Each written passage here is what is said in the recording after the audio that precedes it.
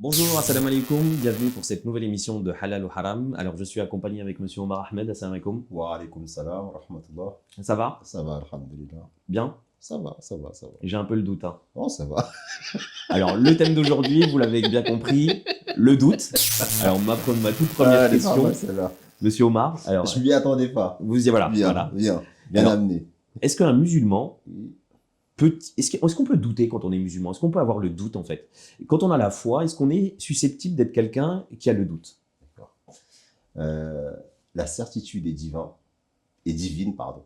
La certitude est divine. Le doute, on va dire, il est humain.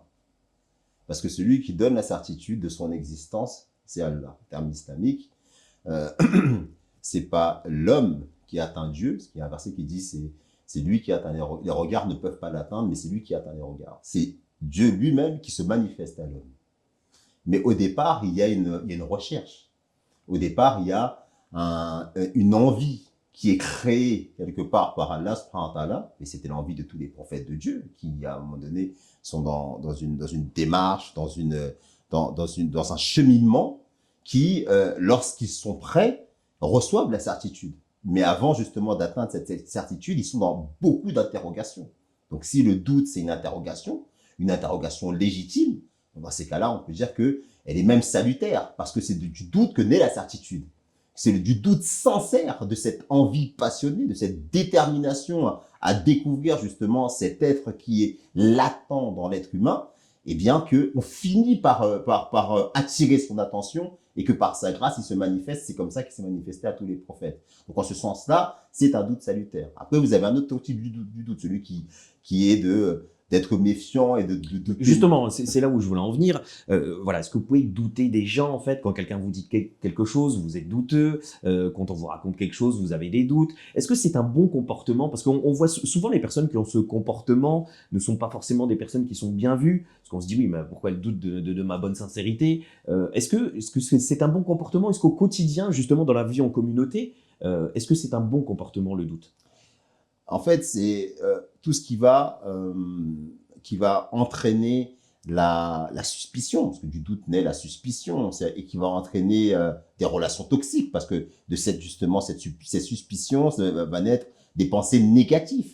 Parce qu'en islam, quand on parle d'anges et de démons, on parle de choses très pratiques. Hein. On n'est pas dans des êtres imaginaires, invisibles, qui viennent et qui vous susurrent des choses à l'oreille. Non. On parle de cette conscience qui est à l'intérieur de l'individu, ces pulsions qui sont à l'intérieur de ces individus, qui, si elles ne sont pas canalisées, eh bien, finissent par l'envahir et par le détruire. Et la suspicion fait partie de ces pulsions naturelles. On peut avoir, encore une fois, on peut avoir des interrogations. Et des interrogations, c'est salutaire, parce on doit se poser des questions pour comprendre notre environnement. Mais de là à se faire une opinion, à se forger un avis négatif d'emblée par principe, c'est quelque chose qui est destructeur. Et c'est toxique pour soi-même et ça devient toxique pour ceux qui nous entourent. C'est pour ça que le Saint-Coran a même dédié toute une sourate sur ces questions-là qui vont à la racine justement de ce mal en disant ne nourrissez pas justement de mauvaises pensées pour vos frères.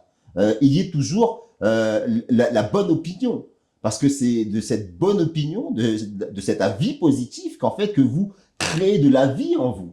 Vous soyez toujours plutôt, ayez toujours tendance à avoir un bon a priori vis-à-vis des pour être plus positif que négatif. Tout à fait. Alors, on va parler d'un exemple assez concret, un exemple que j'ai déjà vu en fait, et justement où voilà, on voit le doute. C'est, on a beaucoup de sandwicheries qui disent vendre de la viande halal ou de boucheries qui disent vendre de la viande halal, et on a souvent les personnes de confession musulmane en fait qui malgré l'affichage devant, ont un doute et demandent les certificats ou demandent quelle est la provenance de la viande. Est-ce que ça, c'est des bons comportements, justement? Est-ce que, voilà, rechercher, avoir la certitude, ou même, je vais aller encore plus loin, des personnes qui achètent des bonbons au magasin et qui ne voient pas la mention gélatine, par exemple, derrière dans les ingrédients, qui vont jusqu'à appeler la société pour être certain qu'il n'y ait pas de gélatine dedans? Est-ce que ces doutes-là sont des bons comportements? Ou est-ce qu'au bout d'un moment, on doit mettre sa confiance en Dieu? C'est là où je voulais en venir. C'est comme dit le hadith,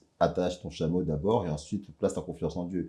C'est-à-dire il y a un compagnon du Saint-Prophète sallallahu alayhi wa sallam qui était venu le voir une fois et le Saint-Prophète sallallahu alayhi wa sallam a dit mais où as-tu mis ton chameau? Il a dit j'ai laissé mon chameau entre les mains d'Allah.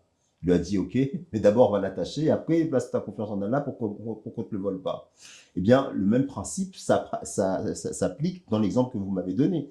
Savoir que lorsqu'une personne veut manger halal, et bah, c'est normal qu'elle se renseigne sur les produits qu'elle va manger. Si dans une Mais boutique, malgré l'affichage si dedans, si parce que maintenant, dans une boutique, dans une boucherie, vous avez un affichage où il y a marqué halal et que la personne a mis justement toutes les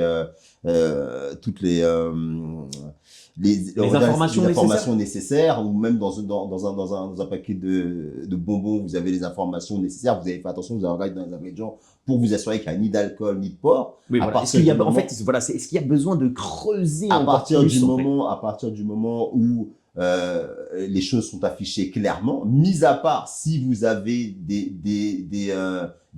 bonnes raisons de croire que telle ou telle enseigne n'a pas été honnête et qu'elle s'est fait alpaguer à une certaine époque et que vous avez de manière sourcée des raisons légitimes de croire qu'il pourrait y avoir de l'escroquerie dans tout cela. Là, vous cherchez. Là, vous pouvez chercher, mais à partir du moment où il y a un affichage, où c'est transparent, où tout est écrit noir sur blanc, je pense que ce n'est pas très sage que d'aller et de chercher des coups dans la tête, comme on dit. Vous savez, le Saint-Prophète sallallahu alayhi wa sallam, il nous disait souvent de ne pas poser trop de questions. Ça veut dire qu'il ne faut pas poser de questions, mais ne pas poser trop de questions sur des choses que si on voulait communiquer, vous rendrez les choses plus difficiles ce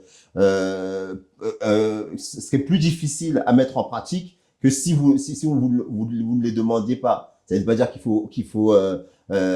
Oui, il ne faut pas fermer les yeux, mais voilà, il ne faut pas non plus aller dans l'excès, dans la recherche d'informations. L'islam, c'est le juste milieu. L'islam, c'est le juste milieu. Il faut essayer de prendre toujours la voie la plus facile et la plus raisonnable. Parce que après, à un moment donné, vous devenez parano. Parce qu'il y en a qui tombent dans la paranoïa.